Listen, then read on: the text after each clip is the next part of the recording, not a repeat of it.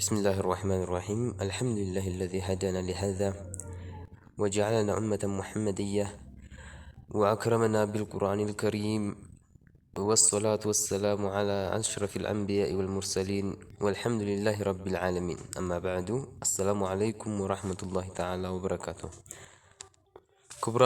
كبراتنا تملكاتوچي እንኳን ለዚች ታላቅና የተባረከ ወር ለወራቶች ሱልጣን ለሆነው شهر رمضان በሰላም አደረሳችሁ። ረመዳን ማለት ዝም ብሎ ወር አይደለም። ረመዳን የረህመት የመግፊራና ከእሳት ነፃ የመውጫ ወር ነው።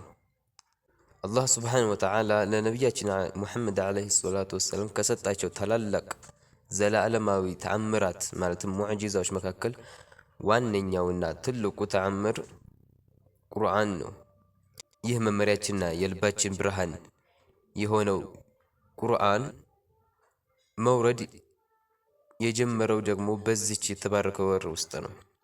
አላህም በቁርአን ምን ይለናል? شهر رمضان الذي أنزل فيه القرآن هدى للناس وبينة من الهدى والفرقان إلى آخر آية. شهر رمضان الله سبحانه وتعالى شهر رمضان بلو رمضان كفر قالوكو قلصوا لنا كذا بشهر رمضان وسط من جناله أنزل فيه القرآن تلقوا القرآن يورد بثنو إلى النار. أهون دمو يا رمضان يمجرشوچو እጅግ ወሳኝ የሆኑት 10 ቀናት ማለትም 10 الأواخر ደጃፍ ላይ እንገኛለን። በእነዚህ ቀናት ውስጥ አንዲት ድንቅና ረቂቅ ሌሊት ትገኛለች። እሷም ለይለቱል ቀድር ናት። ይህች ሌሊት አላህ ለዚች ኡመት የሰጣት ታላቅ ስጦታና ልዩ እዝነት ናት። አላህም በቁርአኑ ለይለቱል ቀድሪ ኸይሩ ሚን አልፊ ሸህር ከአንድ ሺህ ወራት በላይ የምትበልጥ ጥቂት ሰዓታት ደክመን የ83 ዓመት ሙሉ ዒባዳ የምናገኝባት እድሜያችንን በበረካ የምታረዝም ድንቅ ሌሊት ናት። አንድ ኡስታዝ ስለዚች ታላቅ ቀን ሲያወሩ የሰማሁትን ልንገራችሁ። ለይለቱል ቀድርን ሲመስሏት እናንተ አንድ ስራ አንድ ሰው በ24 ሰዓት ውስጥ 24 ሰዓት ሙሉ ቢሰጣችሁ አሉ። ስራ ቢሰጣችሁ እና አንድ ነገር ቅድመ ሁኔታ ቢያመጣ ያችም ቅድመ ሁኔታ ከ24 ሰዓት ውስጥ በአንዷ ደቂቃ ውስጥ እዚህ መስጂድ ላይ ከተገኘ 83 ሚሊዮን ብር እሰጥሃለሁ ቢለው ሰውየው ከዛች መስጂድ ይንቀሳቀሳል? አይንቀሳቀስም። እንደውም መቀመጫ ነው የሚያጣው፣ ሰው ብዛቱ ማለት ነው። ስለዚህ አላህ ሱብሓነሁ ወተዓላ ደግሞ ለእኛ ለሙሐመድ ዓለይሂ ሰላቱ ወሰላም ኡመት ታላቅ ስጦታ አዘጋጅተዋል። እሱም ለይለቱል ቀድር ነው። ለይለቱል ቀድር በዚች 10 الأواخر ላይ በጣም ዑለሞች ያጥብቃሉ። አብሶ 21 23 25 27 እና 29 27ን ደግሞ በጣም ያጥብቃሉ ዑለሞች። አለ አየሃል ግን ለይለቱል ቀድር በማንኛውም ቀን ሊሆን ይችላል።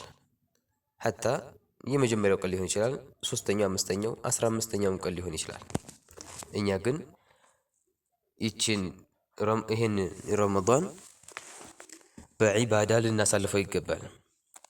የሀይቅ ታላቅ ዑለማ ሸሃብ ገንዳ ምን ይላሉ? ረመዳን ማለት አሉ ሮመዳን ነው ይላሉ። ሮመዳን ማለት ደግሞ አሮመዳን ነው ይሉናል። አጅብ የሆነ ንግግር። ረመዳን አሮ የመዳኛ የሆነ ወር ነው፣ የመዳኛ ወር ነው ይሉናል ታላቅ ሼኽ አባህ ገንዳ ማለት ነው ሐፊዙሁሙላህ። ስለዚህ በዚህ ታላቅ ወር አብሶ እነዚህ የመጨረሻዎቹ 10 ቀናቶች ዑለሞች የሚጣደፉላት እንቅልፍ የማይወስዱ የእንቅልፍ በአይናቸው የማትዞርበት እነዚህ 10 ቀናቶች እኛም ልብ ብለን ልንሳተፍበት ይገባል። አንድ ሼኽ ምን ይላሉ? እኔ እኮ 40 ምናምን ዓመት ረመዷንን ጾም ያለሁኝ 40 ምናምንም ዓመት ለይለቱል ቀድርን አግኝቻታለሁ ይሉናል።